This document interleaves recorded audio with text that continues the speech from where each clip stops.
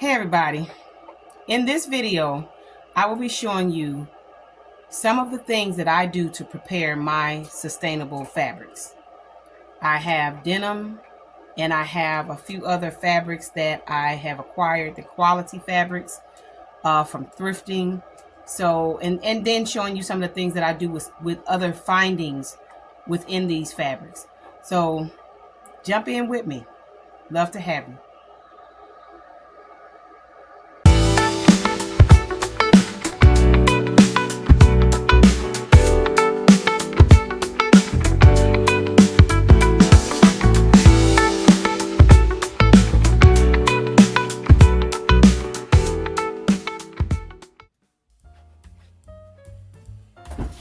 Hey everybody. Hey, what's happening? I am so full of joy today, y'all. I don't know if you've ever heard of the scripture, the joy of the Lord is my strength. Today has been a wonderful day in here. It's just jumping and I can't explain it. I have been singing and dancing and jumping around most of the morning. I can't explain this, but it has to be the joy of the Lord. Y'all hear me? It has to be, because I feel so good in my soul, like really on the inside. I feel so good, so wonderful. And I'm just, I'm here to share it, and I'm hoping y'all can feel that through the screen, because I feel so wonderful on today. So I came here. I'm here, y'all. I want to talk about refurbishing pants, like jeans, denim of any color, kind. Some of them are stretch. So I took the liberty to go ahead and, so I already cut them up. I actually cut them up like a couple days ago. So I can show you like this portion of them, like, cut them up to cut the pants legs off. See how many pair I got? They're all cut up. These are like them little Daisy Duke shorts right now, but they're not gonna stay that way. They're more than likely gonna be the base of maybe skirts that I change into. So it's not even, I just chopped them up, chopped the legs off. And I have all kinds, like, see, these are stripes. And most of these are from like the Goodwill, things like that. Most of them are from there. And some of them are from my, denims that I had that were either too small or got too big. But either way, see the white, these were capris. These are white, red jeans. And here are the legs to the striped ones. See all these different kinds? And this is actually a skirt to a bottom, should I say, a bottom to a denim dress. So yeah, I'm gonna take these and transform them into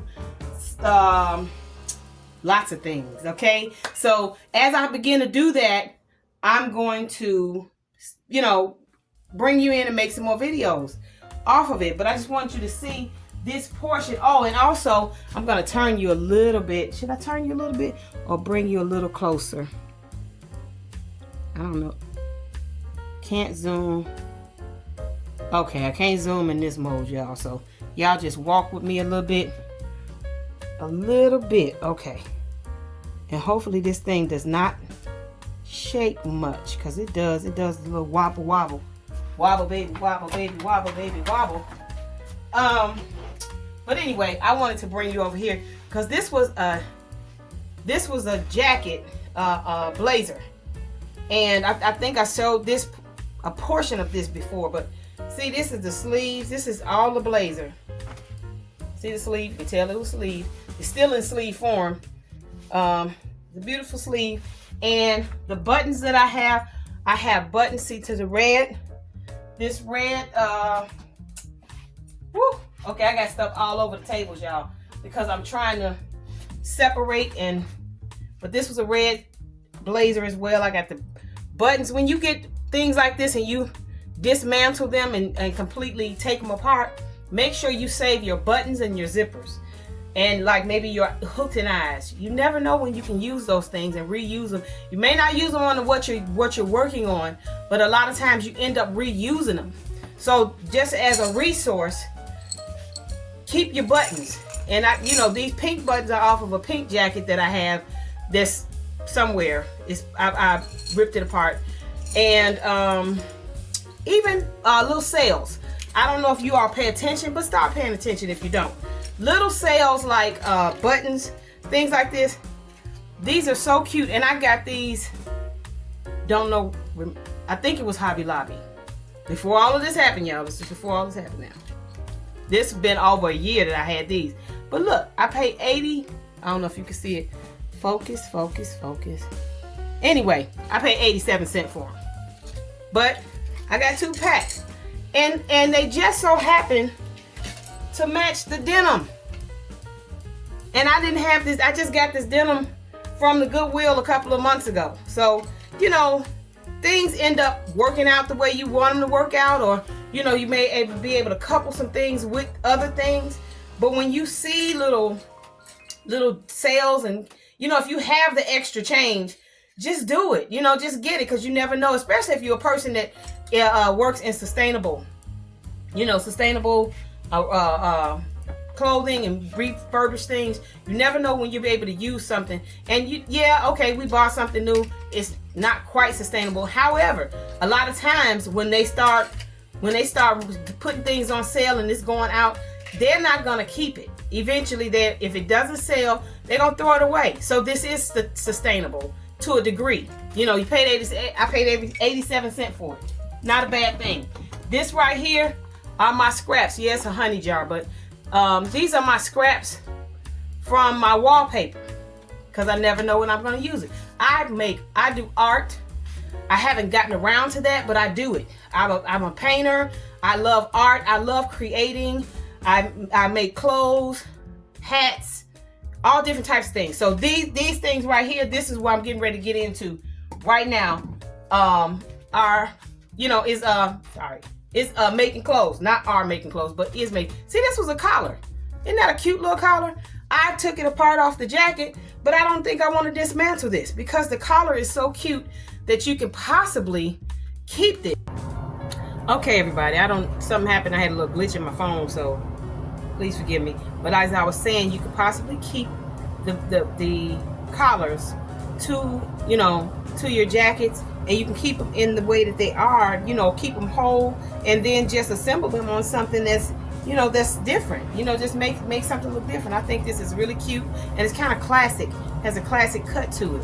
So, things like that, you can be creative and add it to it. I keep pockets. This right here, these are lifesavers. It prevents you from having to actually, have to create the pocket again. If you're doing sustainable work, keep your pockets. Keep things like this. Yokes off of pants, off of denim. Keep your yokes, because you could possibly add this to like a skirt, or to the back of your jacket. You could just be real creative with things like this, and create unique pieces. That's what I'm looking for. That's the word I'm looking for. Unique pieces. And you see people with different types of sleeves and yoke back here, or pockets in different places and studs on things, and you wonder, how they make that? How do they do this? This is what they did. They ripped it apart, and a lot of times you rip them at the seam, right at the seam, and they recreated it, made it something new, made it something different and their own. It's a one of a kind. So a lot of times people make patterns, a lot of times they don't. If they are not making patterns, this is one of the things that they're doing. They're just piecing it together and eyeballing it. If they like what they see, then that's what they put together.